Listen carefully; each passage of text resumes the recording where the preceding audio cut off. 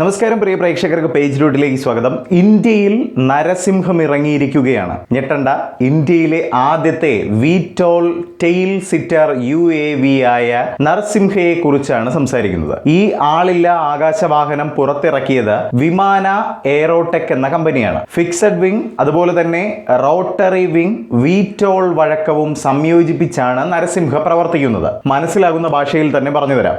VTOL എന്നത് vertical take off and landing എന്നതാണ്. അതായത് ഇവയ്ക്ക് കുത്തനെ പറന്നുയരാനും അതുപോലെ തന്നെ കുത്തനെ ലാൻഡ് ചെയ്യാനും സാധിക്കും. ഇതൊരാളില്ല ആകാശവാഹനമാണെന്ന് നേരത്തെ തന്നെ ഞാൻ പറഞ്ഞു. ഇത് തദ്ദേശീയമായ ഏരിയൽ റോബോട്ടിക്സിനും അതുപോലെ തന്നെ വെർട്ടിക്കൽ ലിഫ്റ്റ് സാങ്കേതിക വിദ്യകൾക്കും ഈ മേഖലയിലെ ഒരു സുപ്രധാന വളർച്ചയെയാണ് അടയാളപ്പെടുത്തുന്നത്. ഒരു കോമ്പാക്ട് ടെയിൽ സിറ്റർ രൂപകൽപ്പനയാണ് നരസിംഹയ്ക്ക് നൽകിയിരിക്കുന്നത്. അതായത് ഞാൻ നേരത്തെ പറഞ്ഞതുപോലെ തന്നെ വാലറ്റം തറയിൽ കുത്തി നിൽക്കാൻ കഴിയുന്ന രൂപത്തിലുള്ള ഒരു ഒതുങ്ങിയ design. Vertical take off and landing ആണെങ്കിലും മുന്നോട്ടുള്ള പറക്കൽ സമയത്ത് ഹൊറിസോണ്ടൽ രീതിയിൽ പറക്കാൻ ഇവയ്ക്ക് കഴിയും. ഇതിലൂടെ റൺവേയുടെയും ഗ്രൗണ്ട് ഹാൻഡിലിംഗ് സങ്കീർണതകളുടെയും പ്രശ്നങ്ങൾ ഒഴിവാക്കാൻ ഇവയ്ക്ക് സാധിക്കുമെന്നതാണ്. ഒരു തവണ ചാർജ് ചെയ്താൽ 90 മിനിറ്റ് വരെ പറക്കാൻ ഇവയ്ക്ക് കഴിയും. ഇന്റഗ്രേറ്റഡ് കൺട്രോൾ ആർക്കിടെക്ചർ അതുപോലെ തന്നെ ഓട്ടോമേറ്റഡ് ലാൻഡിംഗ് അടക്കമുള്ള കാര്യങ്ങൾ ഇവ കൈകാര്യം ചെയ്യും. ഇത് മാനുവലായി പൈലറ്റ് ഇതിന്റെ പ്രവർത്തനത്തിൽ ഇടപെടാതെ തന്നെ പല കാര്യങ്ങളും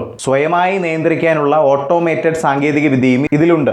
നരസിംഹയിൽ AI സഹായത്തോടെയുള്ള പ്രവർത്തനമാണ് നടക്കുന്നത്. അതുപോലെ തന്നെ 5G പ്രാപ്തമാക്കിയ ആശയവിനിമയ സംവിധാനങ്ങൾ, റിയൽ ടൈം ഡാറ്റ റിലേക്കും മൾട്ടി മിഷൻ വൈവിധ്യത്തിനുമുള്ള മോഡുലാർ സെൻസർ പാക്കേജുകൾ എന്നിവ ഉൾപ്പെടുത്തിയിട്ടുണ്ട്. വൈവിധ്യമാർന്ന പ്രവർത്തനങ്ങൾക്കായി നരസിംഹയെ സ്ഥാനപ്പെടുത്തിയിരിക്കുന്നു. പ്രതിരോധ നിരീക്ഷണ പ്രവർത്തനങ്ങളിലും ആസ്തി സംരക്ഷണത്തിലും അതുപോലെ തന്നെ ഖനനം, വനം, പവർ ലൈൻ, ഡ്രില്ലിംഗ് മേഖലകളിലെ വ്യാവസായിക പരിശോധനകൾ അതുപോലെ തന്നെ വിദൂര അല്ലെങ്കിൽ തിരക്കേറിയ പ്രദേശങ്ങളിലെ അതിവേഗ മാപ്പിംഗ്, ലോജിസ്റ്റിക്സ് എന്നിവയൊക്കെയാണ് അവയിൽ ചിലത്.